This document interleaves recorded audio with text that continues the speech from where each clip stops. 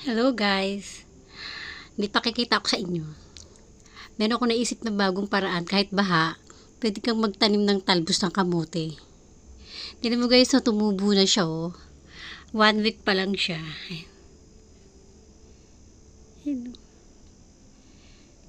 Tumubo na yung talbos. May talbos na siya. Ito pa yung isa.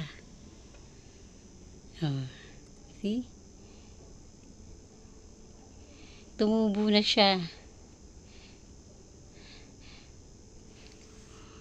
Pag nagtubo yan, pwede mo nang harvestin.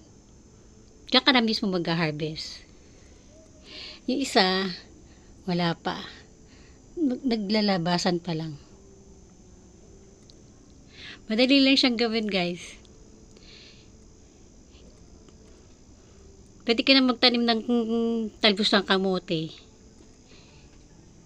Kahit sa tubig lang. Tuloy siya guys ha.